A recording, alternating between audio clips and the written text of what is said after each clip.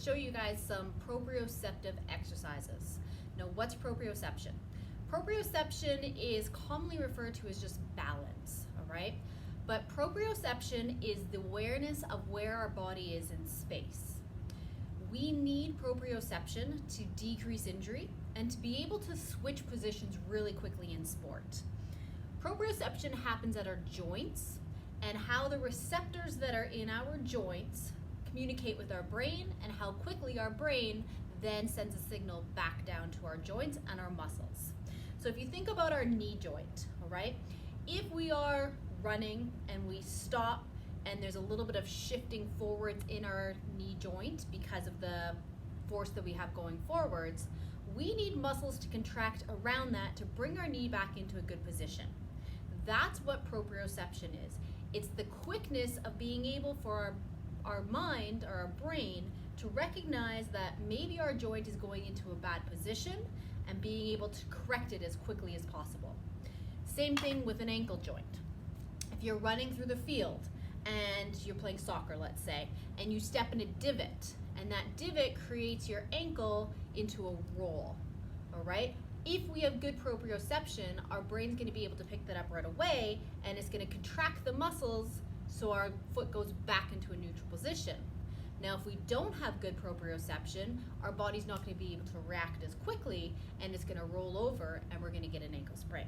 So challenging this system is going to decrease the amount of injuries that we have and also help us to make those quick movements and changes of direction and adaptations to other people when we're playing, let's say, hockey, all right, and having forces on us more quickly and efficiently.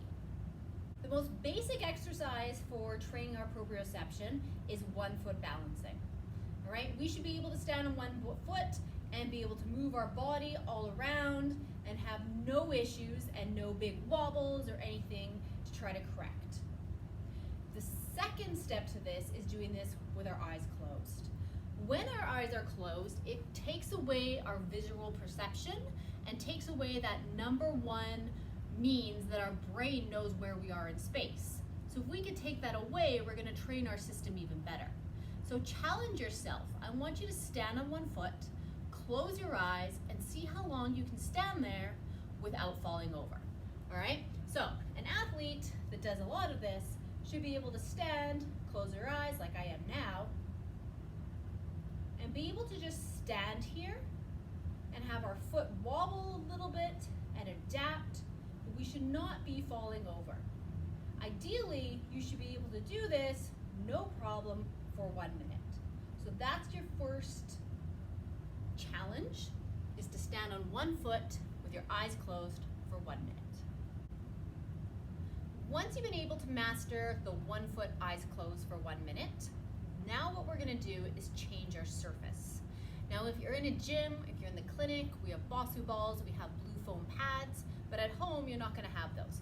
So the easiest thing to do is use a pillow, all right? A bed pillow or even a couch pillow, all right? If you take off where you sit down, if you can do that on your couch, all right? They're going to change the surface. So instead of us sitting in a flat surface that doesn't move and is nice and stable, our pillow is now going to challenge our proprioceptive ability and see how well we can balance on a surface that is unstable. So grab a pillow, put it on the ground, eyes open first, try that. Once you've been able to do it eyes open, again, close your eyes, and you'll see that the challenge is a little bit harder. If you need an even bigger challenge, then you simply put your pillow in 2, all right? Find your balance, eyes open, then close your eyes.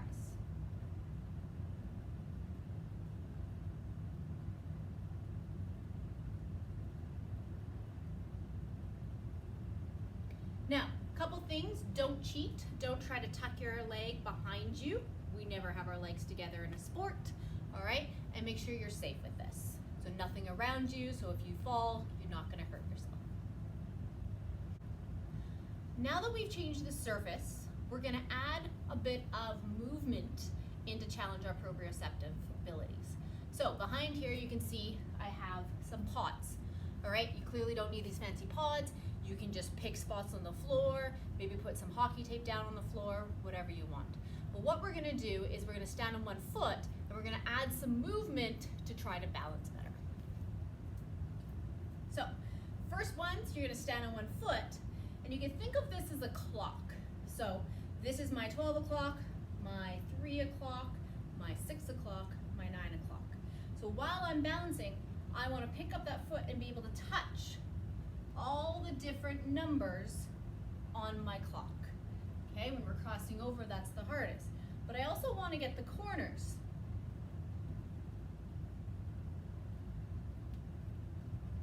To challenge yourself even more, go down into a deeper squat and touch all those different points on your clock.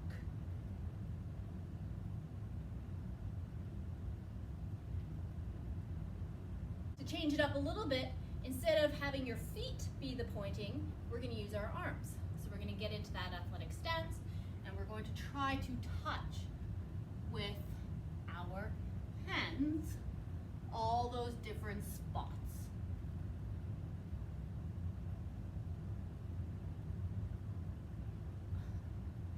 Try to get them all. Right, another way to challenge our proprioception is to add something else in, all right? So I'm going to use this ball. Not the best ball, but it bounces. That's all I have, and that's probably all you might have at home, okay? So what we're going to do is we're going to stand on one foot, and we're going to bounce the ball to different areas to challenge ourselves being able to react to something else while still balancing. So standing on one foot, get into a squat, and you're going to bounce the ball all around you. The more force you put in and the more twist that you have, the harder it is.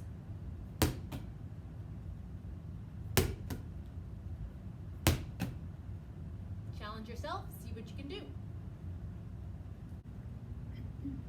Now we're going to challenge ourselves in different planes of motion. So what we're going to do, stand on one foot, arms up.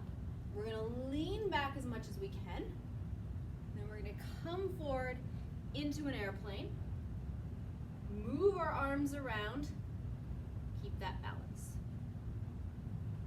Other leg. Leg up, arms up. Lean back as much as possible. Lean forward. Arms back. Arms up. Keep switching. You can also make it harder by going slower. When you're going back here, make sure you look up. Super slow coming through. When you're here, try to look side to side. Bring your arms down. Look side to side as well. See how well you do. Okay, let's get a little bit more movement, all right? So we're gonna sit down on one leg. Again, don't tuck your leg, all right? And we're gonna do quarter turn jumps with a hold, all right? So it's gonna look like this.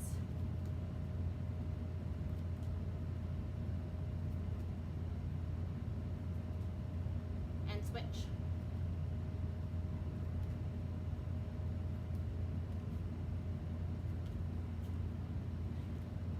Obviously you can see that I'm off balance, okay? When you're doing those, you want to try to jump and land in as stable of a position as possible.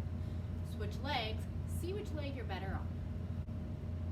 All right, this one, we're gonna use a little bit more lateral movement. Now this might be easier, but we're gonna make it harder by closing our eyes. So we're gonna start off just going side to side hops with a hold. Don't cheat. Make sure you stick that landing and hold it. Then if you need to get a little bit harder, you're gonna close your eyes. Let's see how I do. Eyes are closed. Not so good. I'll try it again.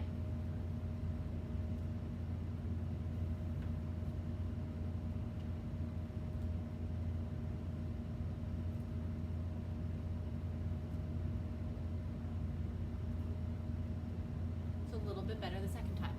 See how well you do with it. Now we're going to start to change things up a little bit. So if you are a soccer player or if you're a basketball player, you can make it a little bit sport specific with using the proper ball.